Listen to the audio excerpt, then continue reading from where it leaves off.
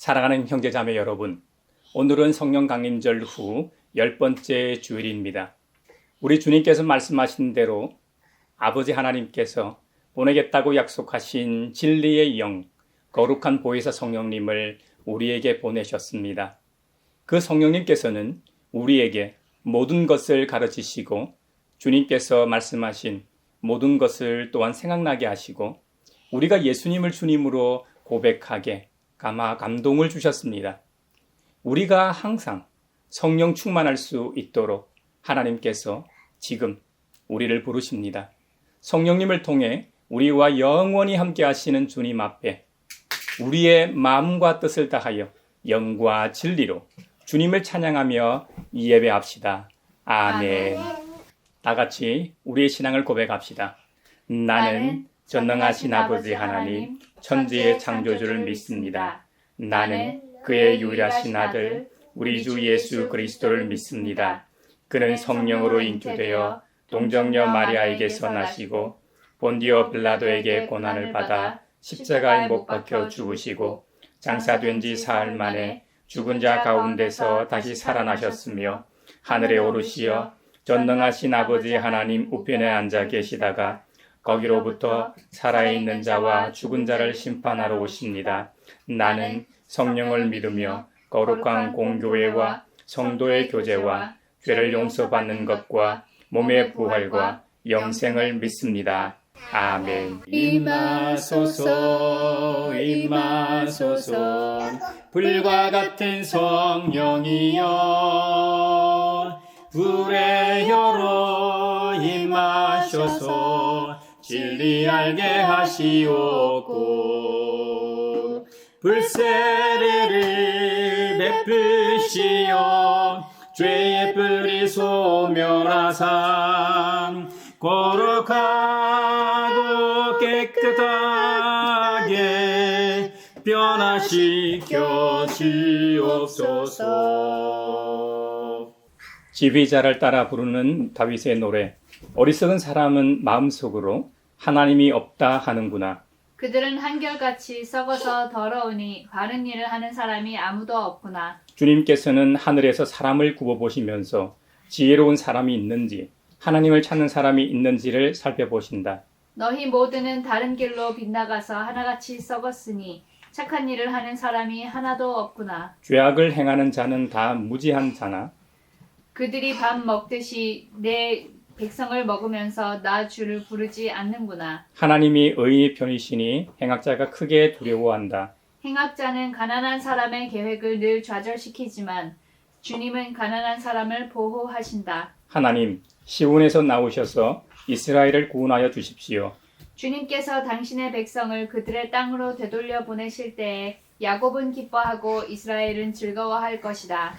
아멘. 나와 동행하시고 모든 염려하시니 나는 숲의 새와 같이 기쁘다. 내가 기쁜 마음으로 주의 뜻을 행하면 주의 영이 함께하니라. 성령이 계시네 할렐루야 함께하시네. 좁은 길을 걸으며 밤낮 기뻐하는 것 주의 영이 함께하리라. 만일 우리가 죄가 없다고 말하면 우리는 자기를 속이는 것이요 진리가 우리 속에 없는 것입니다. 우리가 우리 죄를 자백하면 하나님은 신실하시고 의로우신 분이셔서 우리 죄를 용서하시고 또한 모든 불의에서 우리를 깨끗하게 해 주실 것입니다. 지난 한 주간 가정에서, 직장에서, 그리고 세상에서, 심지어 교회에서의 우리의 말과 행동을 돌아보며 자비롭고 은혜롭고 노하기를 더디하시는 주님 앞에 우리 죄를 고백합시다.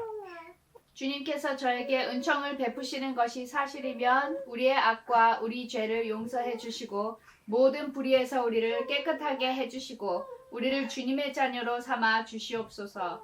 내 마음속에 비추시는 주님 어둠에서 나를 지켜주소서.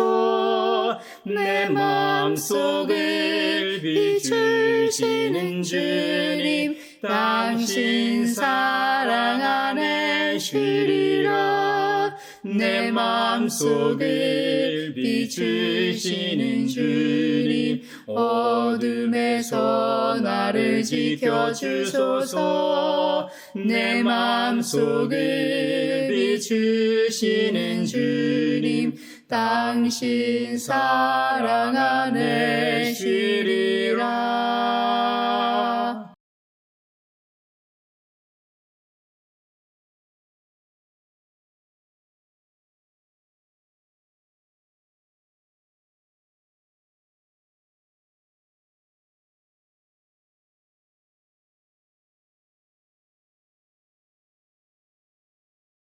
제가 여러분에게 전하는 소식은 하나님은 빛이시요 하나님 안에는 어둠이 전혀 없다는 것입니다.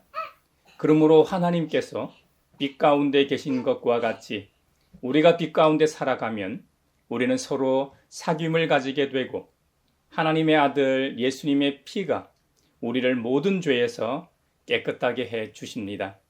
이제 주님께서 우리의 죄를 용서하셨음을 주님의 이름으로 선언합니다. 아멘. 찬미하여라 오 나의 영혼아 찬미하여라 거룩한 주 이름 찬미하여라 오 나의 영혼아 찬미하여라 거룩한 주 이름. 오늘 우리에게 주신 구약의 말씀은 사무엘하 11장 1절에서 15절입니다. 하나님의 말씀을 경청하십시오. 그 다음 해 봄에 왕들이 출전하는 때가 되자 다윗은 요압에게 자기의 부하들과 온 이스라엘의 군인들을 맡겨서 출전시켰다. 그들은 암몬 사람을 무찌르고 랍바를 포위하였다. 그러나 다윗은 예루살렘에 머물러 있었다. 어느 날 저녁에 다윗은 잠깐 눈을 붙였다가 일어나 왕궁의 옥상에 올라가서 거닐었다. 그때에 그는 한 여인이 목욕하는 모습을 옥상에서 내려다 보았다. 그 여인은 아주 아름다웠다. 다윗은 신하를 보내서 그 여인이 누구인지 알아보게 하였다. 다녀온 신하가 그 여인은 엘리암의 딸로서 헷 사람 우리아의 아내 밧세바라고 하였다. 그런데도 다윗은 사람을 보내어서 그 여인을 데려왔다. 밧세바가 다윗에게로 오니 다윗은 그 여인과 정을 통하였다. 그 여인은 마침 부정한 몸을 깨끗하게 씻고 난 다음이었다. 그런 다음에 밧세바는 다시 자기의 집으로 돌아갔다. 얼마 뒤에 그 여인은 자기가 임신한 것을 알고 다윗에게 사람을 보내서 자기가 임신하였다는 소식을 알렸다. 다윗이 그 소식을 듣고는 요압에게 전가를 보내서 헷사람 우리아를 왕궁으로 보내게 하였다.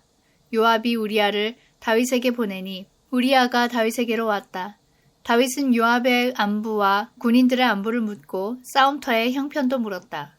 그런 다음에 다윗은 우리아에게 말하였다. 이제 그대의 집으로 내려가서 목욕을 하고 쉬어라. 우리아가 어전에서 물러가니 왕은 먹을 것을 함께 딸려서 보냈다. 그러나 우리아는 자기 상전의 종들과 함께 대궐 문간에 누워서 자고 자기 집으로는 내려가지 않았다. 다윗은 우리아가 자기 집으로 내려가지 않았다는 말을 듣고 원정길에서 돌아왔는데 왜 집으로 내려가지 않는지를 우리아에게 물었다. 우리아가 다윗에게 대답하였다. 언약궤와 이스라엘과 유다가 모두 장막을 치고 지내며 저의 상관이신 요압 장군과 임금님의 모든 신하가 벌판에서 진을 치고 있습니다. 그런데 어찌 저만 홀로 집으로 돌아가서 먹고 마시고 나의 아내와 잠자리를 같이 할 수가 있겠습니까? 임금님이 확실히 살아계심과 또 임금님의 생명을 걸고 맹세합니다. 그런 일은 제가 하지 않겠습니다. 다윗이 우리아에게 말하였다. 그렇다면 오늘은 날도 저물었으니 여기에서 지내도록 하여라. 그러나 내일은 내가 너를 보내겠다. 그리하여 우리아는 그날 밤을 예루살렘에서 묵었다. 그 다음 날 다윗이 그를 불러다가 자기 앞에서 먹고 마시고 취하게 하였다. 그러나 저녁 때에 그는 여전히 왕의 신하들과 함께 잠자리에 들고 자기 집으로는 내려가지 않았다. 다음 날 아침에 다윗은 요압에게 편지를 써서 우리아의 편에 보냈다. 다윗은 그 편지에 다음과 같이 썼다. 너희는 우리아를 전투가 가장 치열한 전선으로 앞세우고 나아갔다가 너희만 그의 뒤로 물러나서 그가 맞아서 죽게 하여라. 성령이여 우리 성경 읽을 때 그 속에서 빛을 보게 하소서. 오늘 우리에게 주신 서신의 말씀은 에베소서 3장 14절에서 21절입니다. 하나님의 말씀을 경청하십시오. 그러므로 나는 아버지께 무릎을 꿇고 빕니다. 아버지께서는 하늘과 땅에 있는 각 족속에게 이름을 붙여주신 분이십니다. 아버지께서 그분의 영광의 풍성하심을 따라 그분의 성령을 통하여 여러분의 속사람을 능력으로 강건하게 하여 주시고 믿음으로 말미암아 그리스도를 여러분의 마음속에 머물러 계시게 하여 주시기를 빕니다. 여러분이 사랑 속에 뿌리를 박고 털을 잡아서 모든 성도와 함께 여러분이 그리스도의 사랑의 너비와 길이와 높이와 깊이가 어떠한지를 깨달을 수 있게 되고 지식을 초월하는 그리스도의 사랑을 알게 되기를 빕니다. 그리하여 하나님의 온갖 충만하심으로 여러분이 충만하여지기를 바랍니다. 우리 가운데서 일하시는 능력을 따라 우리가 구하거나 생각하는 것 이상으로 더욱 넘치게 주실 수 있는 분에게 교회 안에서와 그리스도 예수 안에서 영광이 대대로 영원무궁하도록 있기를 빕니다. 아멘. 성령이여 우리 성경 읽을 때 그 속에서 빛을 보게 하소서. 오늘 우리에게 주시는 복음의 말씀은 요한복음 6장 1절로 21절입니다. 주님의 말씀을 경청하십시오. 그 뒤에 예수께서 갈릴리 바다, 곧 디베라 바다 건너편으로 가시니 큰 무리가 예수를 따라갔다. 그것은 그들이 예수가 병자들을 고치신 표징들을 보았기 때문이다. 예수께서 산에 올라가서 제자들과 함께 앉으셨다. 마침 유대 사람의 명절인 유월절이 가까운 때였다. 예수께서 눈을 들어서 큰 무리가 자기에게로 모여드는 것을 보시고 빌립에게 말씀하셨다. 우리가 어디에서 빵을 사다가 이 사람들을 먹이겠느냐? 예수께서는 빌립을 시험해 보시고자 이렇게 말씀하신 것이었다.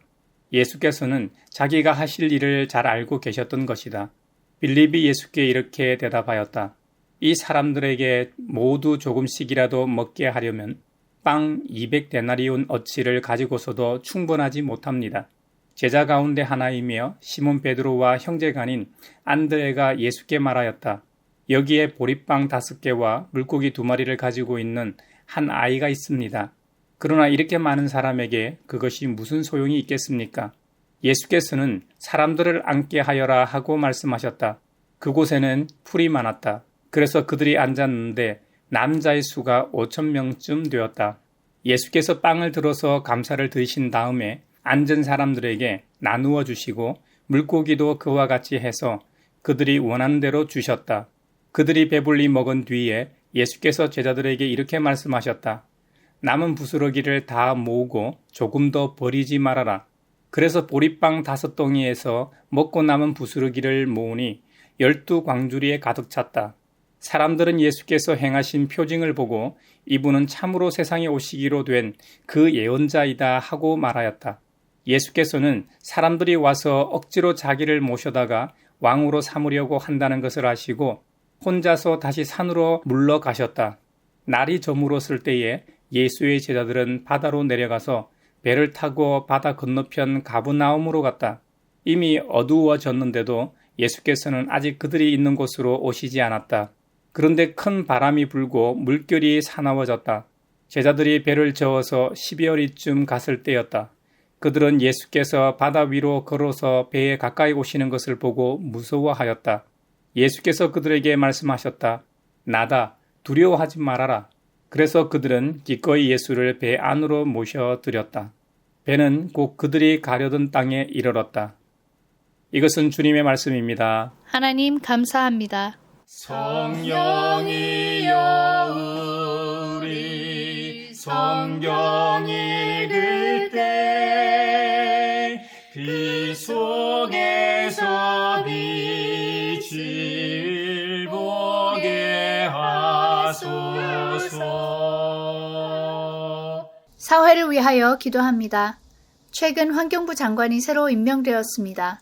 그는 기획재정부 출신으로서 산림의 케이블카 신설 확장을 찬성하며 댐과 보호 건설에 적극적인 입장을 드러내었습니다. 하나님께서 창조하신 피조세계인 한국의 자연을 경제개발을 위한 자원으로만 보며 그 자연 자체를 존중하지 않는 것 같습니다. 자연과 공존하고 환경 파괴와 인류 피해를 줄이려면 인간 사회는 그만큼 개발을 포기하고 한 발짝 물러나는 것이 불가피합니다. 이 일에 한국 교회가 감시 역할을 충실하게 하시고 비교적 잘 알려지지 않는 환경 정책과 사업들을 지켜보며 대한민국의 산과 바다가 온전히 보존될 수 있도록 시민사회도 깨어있게 하소서. 성령의 은사를 나에게 채우사 정결한 마음 가지고 나 행케 하소서.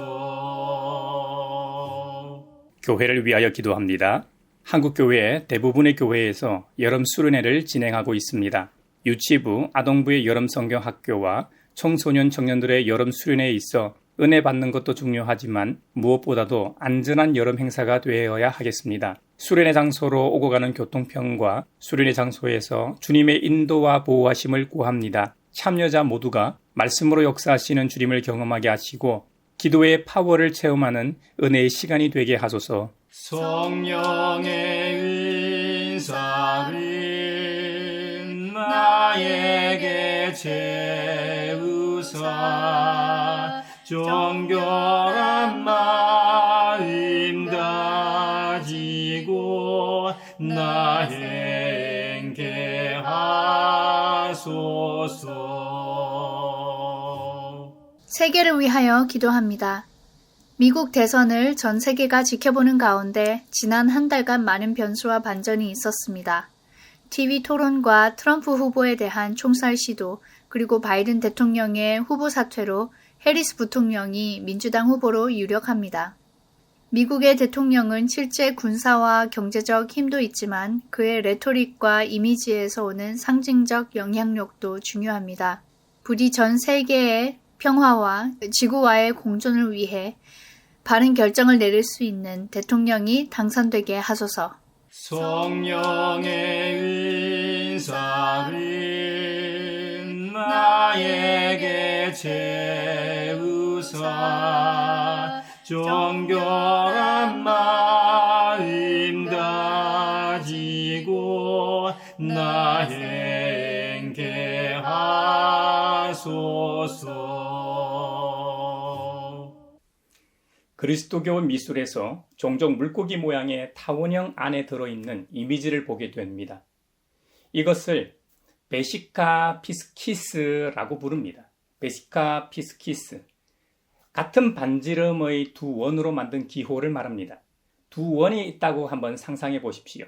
그리고 한 원의 중심이 다른 원의 원주 위에 오도록 교차한 모양입니다. 교집합 모양을 생각하시면 됩니다. 마치 사람의 눈 모양을 세로로 이렇게 세워놓은 모습이죠. 이 베시카 피스키스 모양 안에 그리스도교의 성자들, 특히 예수님의 모습이 들어가 있는 그림이 참 많습니다. 베시카 이 피스키스는 라틴어로 물고기 방광이라는 의미입니다. 물고기 하면 떠오르는 이미지가 있죠. 영화 이 코바디스에서 그리스도인들의 상징으로 나오죠.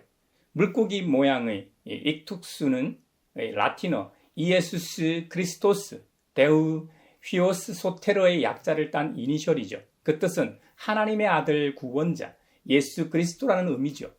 익툭스라는 이 단어의 의미도 바로 물고기입니다. 성경에도 종종 물고기가 등장하죠. 구약의 요나 예언자도 큰 물고기 뱃속에 들어갔다 나온 뒤에 니느웨로 가서 구원의 메시지를 전하지 않았습니까? 성경에 나오는 이 마태, 마가, 누가, 요한복음, 사복음서에 다 기록되어 있는 대표적인 기적이 바로 오병이어입니다. 5개의 떡과 물고기 2마리로 5,000명을 먹이신 놀라운 일이죠. 그래서 떡병, 물고기 어를 써서 오병이어라고 부르는 것이죠. 예수님이 행하신 수많은 기적들은 상당수 갈릴리 호수 연안에서 이루어졌습니다. 그 당시 사람들의 세계관으로는 너무나 크고 바다같이 풍랑이 자주 일었기 때문에 갈릴리 호수가 아니라 갈릴리 바다라고 불렀습니다. 영어명도 Sea of Galilee라고 되어 있습니다.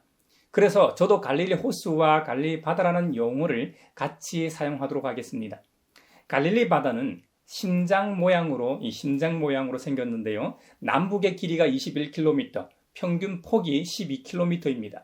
수심은 210m이고 해수면보다 낮은 마이너스 200m 낮은 곳에 위치하고 있습니다. 갈릴리 바다의 지형적 특징을 좀 더 설명하면 호수 주위에는 수면보다 약 400m 높은 현무암 언덕이 있었습니다. 북서쪽에는 성경에 자주 나오는 이 게네사렛이라고 부르는 평야가 있었습니다. 북동쪽에는 벳세다비 평야가 있었고 남쪽에는 요단 계곡의 평지가 있어 농업에 적당한 지형이었습니다. 그래서 갈릴리 바다 주위에는 농업과 어업이 활발하게 발달했습니다. 그로 인해 많은 사람들이 모여 살았던 것이죠. 많은 사람들이 모여 살다 보니 교통도 발달하여 갈릴리 바다의 주변 지역은 교통의 중심지였습니다. 오늘 본문인 이 오병이어 기적을 행하신 곳도 갈릴리 북동쪽에 자리한 벳세다였습니다. 벳세다의 뜻도 어부들의 집, 고기 잡는 집이라는 의미입니다. 벳세다는 헤르몬 산에서 발원한 이 요단강이 갈릴리 바다로 유입되는 위치에 있었기 때문에 비옥한 평야 지대였습니다.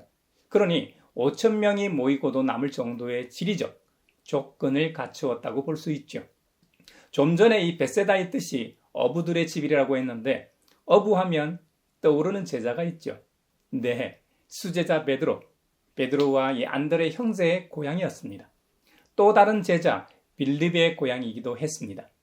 비옥한 평야인 이 벳세다 들판에 5,000명의 사람들이 모였으니까 상당했을 겁니다. 이 많은 사람들이 예수님을 따라다니며 모였던 이유는 예수님께서 병자들에게 행하신 표징 때문입니다. 예수님의 신성을 보여주시기 위한 상징적인 기적 때문에 주님이 가시는 곳마다 엄청난 사람들이 모여 들었던 것입니다. 해는 저물어 가고 빈들이라 식당도 없고 배는 고픈 상황이었습니다. 그래서 예수님께서 그곳 출신인 빌립에게 말씀하십니다. 우리가 어디에서 빵을 사다가 이 사람들을 먹이겠느냐? 빌립이 대답합니다. 이 사람들에게 모두 조금씩이라도 먹게 하려면 빵 200데나리온 어치를 가지고서도 충분하지 못합니다. 빌립이 대충 둘러보고 계산해봐도 2천만 원은 들 것 같았습니다. 요즘 방통위원장 후보자 인사청문회에서 법카의 여왕으로 인해 국회가 시끄럽습니다.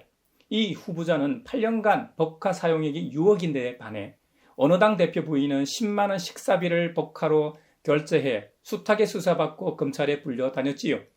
무자격, 무능력한 후보자들이 인사청문회에 후보자로 나온다는 것도 부끄럽고 자격 미달인 후보자들이 국민이 보는 앞에서 당당하게 소신 발언이라고 하는 말들을 보면 참으로 기가 차고 개탄스러울 지경입니다. 예전에는 그래도 제 아무리 뻔뻔하고 국민을 개돼지로 여기는 사람들도 말 조심하려고 조심하고 연기라도 했는데 요즘은 아예 대놓고 하는 것 같아요. 언제부터 그랬나 생각해 보면 국정을 수행하는 지도자가 인사 하나 잘못해 이런 사단이 난 것 같아 참으로 통탄할 일이 아닐 수 없습니다. 우리 모두 이 나라를 위해 한 마음으로 기도하고 이 사회의 시민의 한 사람으로서 책임 있는 말과 행동을 하는 그리스도인이 됩시다. 먹을 것도 없고 먹거리를 사 먹을 장소도 없는 빈들에서 예수님의 질문을 받은 그 지역 출신 빌립을 얘기하다 요즘 핫한 이야기를 했습니다. 빌립이 그곳에 모인 사람들을 정확히는 세지 못했지만 눈대중으로 어림잡아 헤아려 봐도 200데나리온이 들 것 같았습니다. 그 당시 화폐 단위인 데나리온은 노동자의 하루 일당이었습니다. 요즘 환율로 계산해 하루 일당을 10만원으로 치면 200일 일당이니까 2천만 원이 되는 것이죠. 예수님과 12 제자들에게 있어 2천만 원은 꽤 큰 돈이었습니다. 그들은 무일푼으로 예수님의 길을 따라 나선 사람들이었습니다. 이전에 자신들이 소유하고 있던 모든 것을 버리고 예수님을 따랐습니다.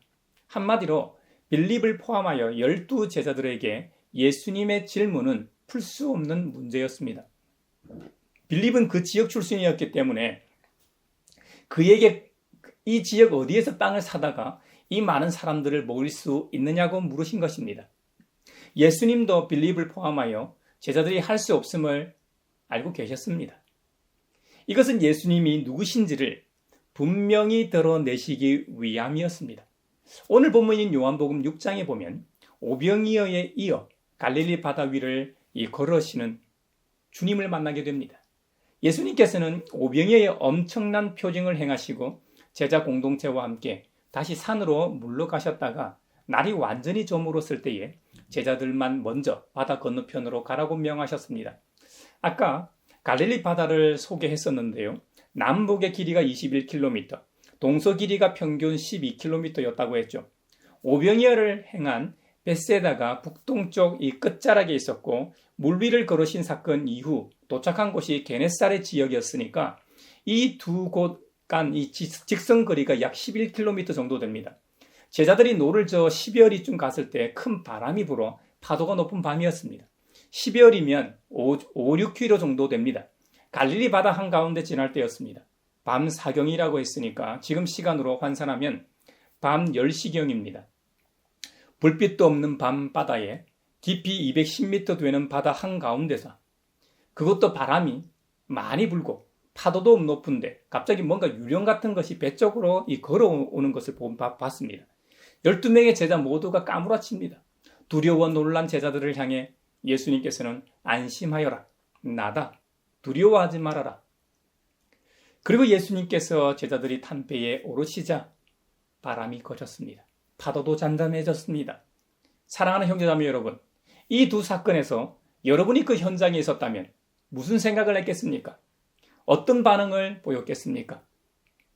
요한복음에는 예수님께서 물 위를 걸으신 사건을 간단하게 기록하고 있지만 다른 복음서에 보면 수제자 베드로가 예수님처럼 물 위를 걷길 열망하죠. 실제로 주님의 허락으로 한순간 걷기도 했습니다. 비록 물에 빠지긴 했지만 저는 베드로가 너무 부럽습니다. 베드로에 있어 그런 체험은 두고두고 간증이 됐을 겁니다. 물론 그 뒤로도 베드로의 욱하고 연약한 성품상 자주 넘어졌지만요. 오병이어와 물 위를 걸으신 사건은 예수님의 신성을 잘 보여주는 표징입니다. 사람은 절대로 물 위를 걸을 수 없습니다.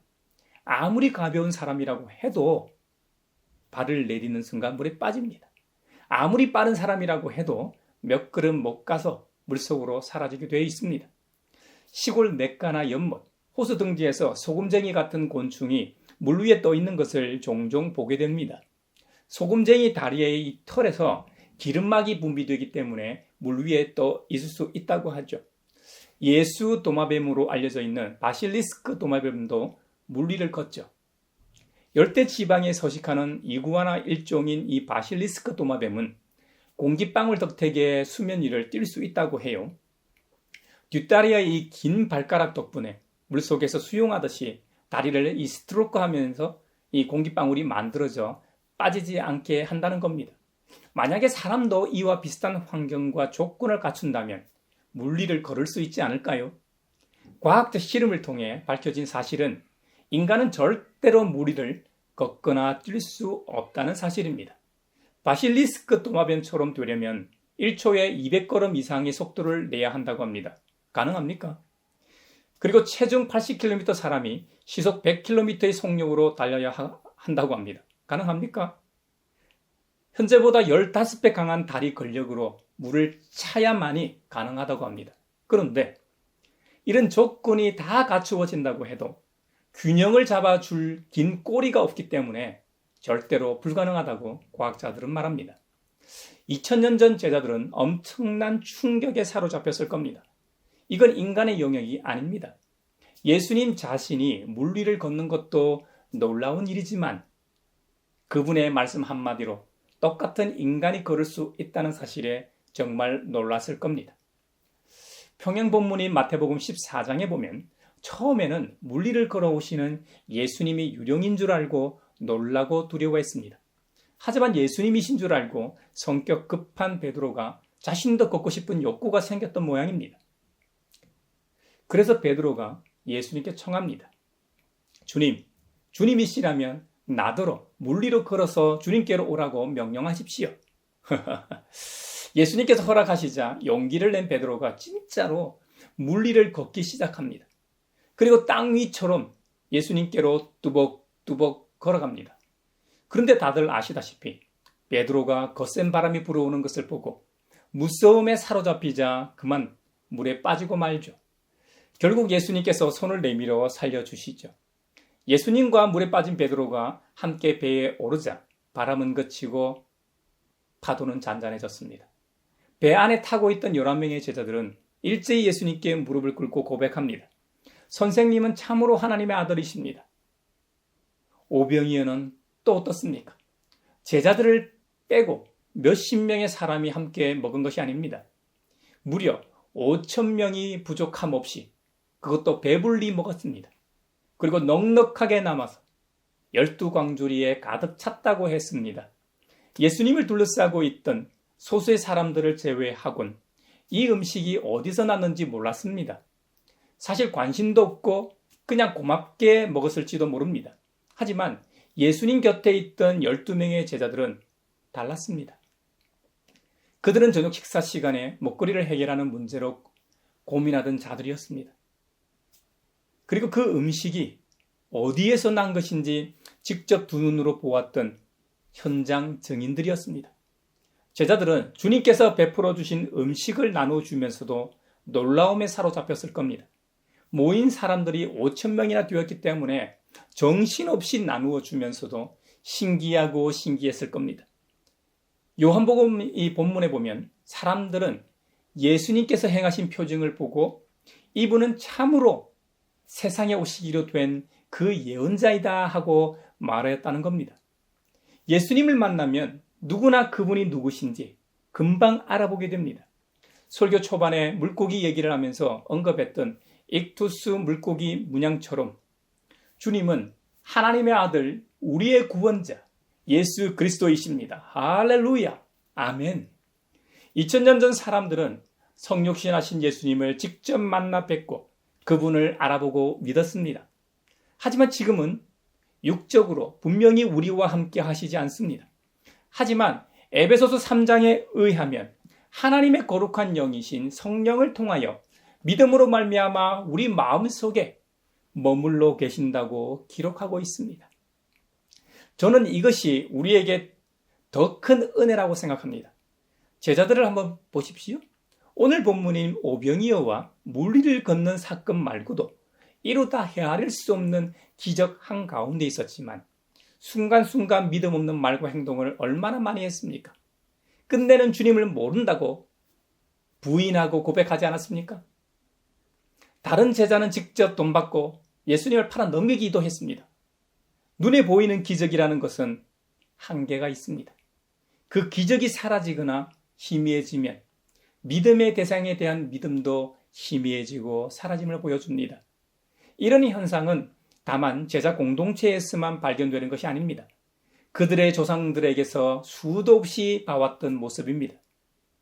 인류 역사상 가장 큰 기적을 연속으로 지속적으로 체험했던 출애굽을 생각해 보십시오. 물 위를 걷는 정도가 아니라 깊은 바다가 아예 갈라져 마른 땅처럼 그 가운데를 걸어서 건너기도 했습니다. 그들이 건너고 나서 그들을 뒤쫓던 파라오의 군대가 전멸하는 것도 목도했습니다. 그런데 그들은 홍해 사건이 있은 직후 원망하고 불평했던 족속들이었습니다. 이것이 우리의 정체성입니다. 우리의 본연의 모습이라는 말입니다. 우리 스스로는 우리에게 주어진 믿음을 간직하고 간수할 능력이 없습니다. 이 믿음을 주신 주님께서 이 은혜의 선물을 우리 마음속에 간직하도록 도와주셔야만 가능합니다. 그래서 주님 예수 그리스도께서는 오히려 당신이 우리에게서 떠나가는 것이 유익하다고 말씀하셨던 이유입니다. 주님께서 떠나가시면 대신해서 하나님의 거룩한 영이신 보혜사 성령님을 보내주시겠다고 약속하셨습니다. 할렐루야!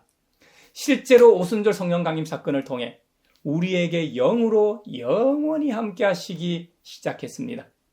영으로 존재한다는 것은 우리가 하나님의 사랑 속에 뿌리를 받고 털을 잡고 살도록 하기 위함입니다. 하나님의 사랑 속에 뿌리를 받고 털을 잡는다는 것은 완전히 새로운 사람으로 살아간다는 의미입니다. 새롭게 창조된 새로운 질서에서, 새로운 시스템에서 살아가는 것을 말합니다. 모든 그리스도인들은 구원받은 새로운 삶을 살게 돼 있기 때문에 새롭게 태어남을 경험하게 됩니다. 하지만 새로운 질서에서, 새로운 시스템에서 살아간다는 것은 그리 쉬운 일이 아닙니다. 옷으로 비유를 해보겠습니다. 우리가 백화점이나 옷가게에서 새 옷을 샀다고 가정해 봅시다. 지금 어제 산 옷을 입고 교회에 나온 분이 계실지도 모르겠습니다. 새 옷도 입는 순간부터 더러워지게 됩니다. 옷이 더러워지면 빨래를 하게 됩니다. 누구는 한 번 입고 빨기도 하고, 누구는 여러 번 입고 세탁하기도 합니다. 또 누구는 더 많이 입고 세탁하기도 합니다. 한 번 입고 세탁할수록 항상 깨끗한 옷을 입을 수 있을 겁니다. 하지만 세탁하는 수고로움과 금방 옷이 닳아서 헤어질 겁니다. 이것처럼 우리의 믿음의 길도, 믿음의 여정도 매번 영적인 세탁이 필요하다는 의미입니다. 새 옷을 사 입듯이 우리도 그리스도로 말미암아 새 사람을 입었습니다. 하지만 세상에서 살아가기 때문에 제 아무리 믿음이 좋은 사람이라고 해도 세속의 때를 묻히기 마련입니다. 그 세속의 때를 세탁하지 않으면 그 묻은 세속 때가 우리를 시험에 들게 하고 넘어지게 합니다. 무엇보다 그리스도로 새 옷을 입었다고 해도 우리 안에 완전히 도말하지 않은 쓴뿌리가 순간순간 올라오기 때문이죠.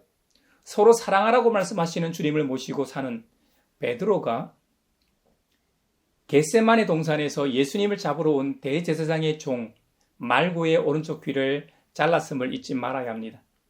베드로의 입장에서는 예수님을 보호하기 위함이었을지 모릅니다. 하지만 그 행위에 대해 예수님께서 뭐라고 말씀하셨는지 우리는 기억해야 합니다. 네 칼을 칼집에 도로 꽂아라. 칼을 쓰는 사람은 모두 칼로 망한다고 말씀하시지 않았습니까? 그리고 그 귀를 도로 붙여주셨습니다. 원수까지 사랑하라는 말씀의 의미가 무엇인지 이 사건에서 알 수 있습니다. 사랑은 허다한 죄를 덮는다고 훗날 베드로가 고백합니다. 이것이 새 질서 위에 세워진 교회의 지체로서 우리의 행동 강령입니다. 저를 포함해서 우리가 버려야 할 옛 성품들이 있음을 기억합시다. 그리고 무엇보다 이 모든 일이 가능하도록 기도하는 일입니다. 바울은 에베소 교인들에게 권면하기를 믿음으로 말미암아 그리스도를 여러분의 마음속에 머물러 계시게 하여 주시기를 빕니다.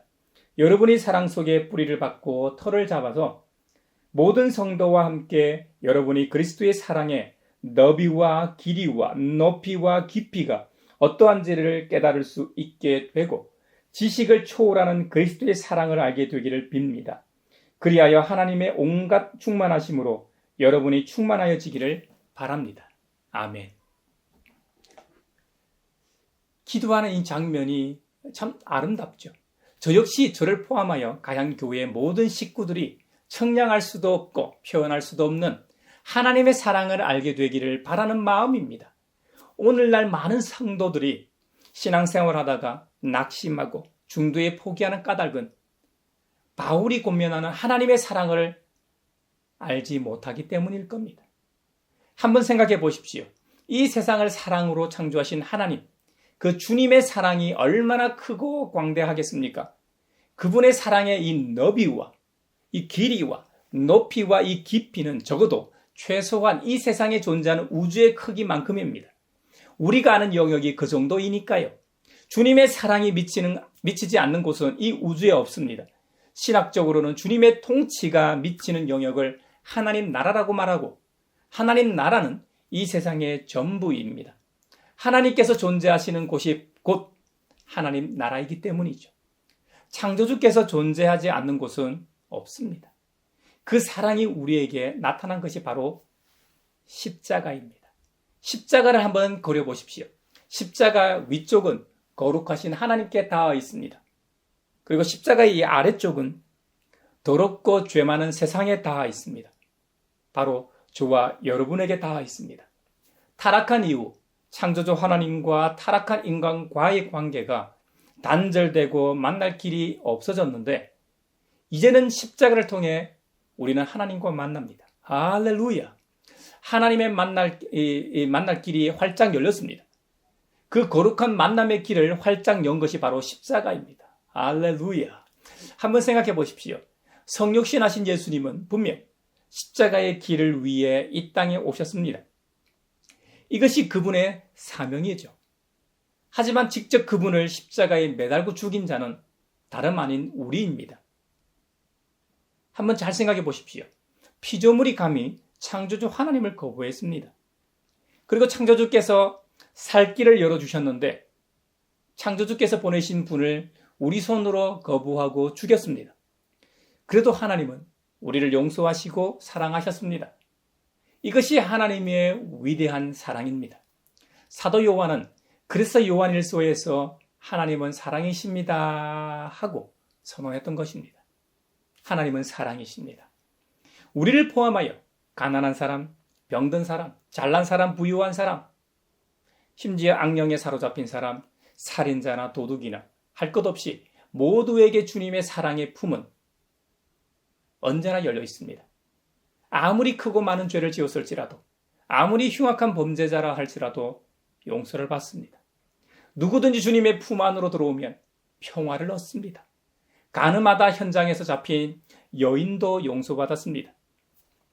사형 집행 직전 평생 강도짓하며 나쁜 짓이란 짓은 다 하고 산 그런 행악자도 용서를 받고 주님과 함께 천국에 들어가지 않았습니까? 이것이 성경이 말하는 주님의 사랑입니다. 그 안에는 차별의 대명사인 유대인이나 헬라인이나 자유인이나 종이나 구별과 차별이 없습니다. 사랑하는 형제자매 여러분, 이번 한 주간도 우리 모두 하나님의 충만하심으로 충만하기를 축원합니다. 그리하여 그리스도 우리 주님의 사랑의 너비와 길이와 높이와 깊이를 알아 우리도 주님 닮은 삶을 살아내는 한 주가 되기를 주님의 이름으로 축원합니다.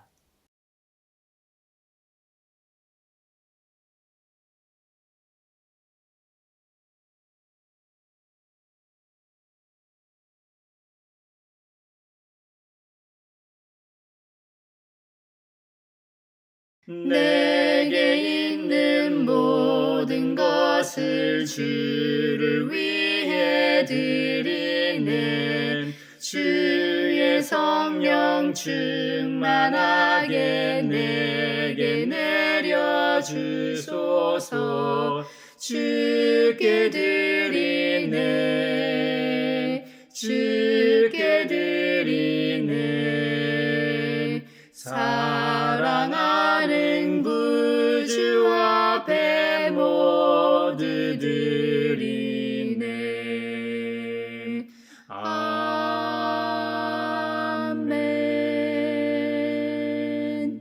여기에 모인 우리는 우리의 믿음의 역사와 사랑의 수고와 우리 구주 예수 그리스도에 대한 소망의 인내를 여기 연보에 담아 올려드립니다. 주님께서 말씀하신 대로 인색함으로나 억지로 하지 않고 예수 그리스도 안에서 신구약 성경을 관통하는 언약의 백성임을 알고 하나님 나라의 가족으로 살게 하심에 감사하여 각각 그 마음에 정한 대로 즐거운 마음으로 바치오니 향기로운 예물이 되게 하소서. 은혜의 주님, 우리의 정성을 어여삐 여기시어 주님께서 베푸신 은혜에 비하면 보잘것없지만 말씀하신 대로 미리 구별하여 드리오니 기쁘게 받으시옵소서. 우리의 가진 것이 비록 적어도 바치는 기쁨은 더 커지고 비록 버는 것이 적어도 나누는 즐거움은 더욱 넘쳐 우리 믿음의 소문이 각처에 퍼지게 하소서. 우리 주님 예수 그리스도의 이름으로 감사하며 기도하옵나이다. 아멘. 그 선한 힘에 고요히 감사하여 그 놀라운 평화를 누리며 나 그대들과 함께 걸어가네. 나 그대들과 하늘을 여네. 주께서 밝히신 작은 촛불이 어둠을 헤치고 타오르네. 그 빛에 우리 모두 하나 되어 온누리에 비추게 하소서. 그 선한 힘이 우리를 감싸시니 믿음으로 일어나길 기대하네. 주 언제나 우리와 함께 계셔 하루 또 하루가 늘 새로워. 서로 평화 인사를 나누겠습니다. 주님의 평화를 빕니다. 주님의 평화를 빈다 얘들아. 주님의 평화가 여러분과 함께 하시길 바랍니다. 이제 축도하겠습니다.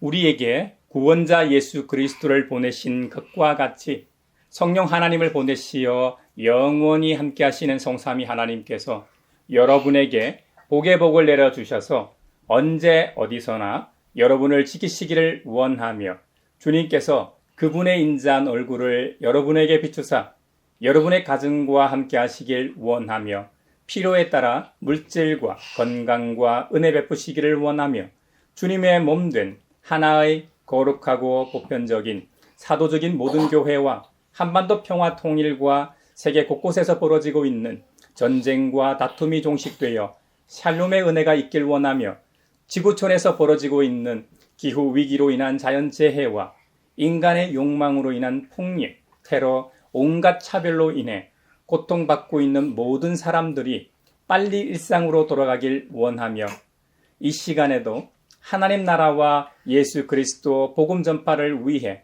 애쓰며 수고하고 있는 모든 선교사들과 함께 하시길 원하며 오늘 말씀처럼 우리를 사랑하시는 하나님의 은혜로 성령을 통하여 우리에게 주신 믿음으로 말미암아 하나님의 충만하심을 기대하며 세상으로 나아가는 사람들 위에 평강 주시기를 성부와 성자와 성령의 이름으로 축원하옵나이다. 아멘.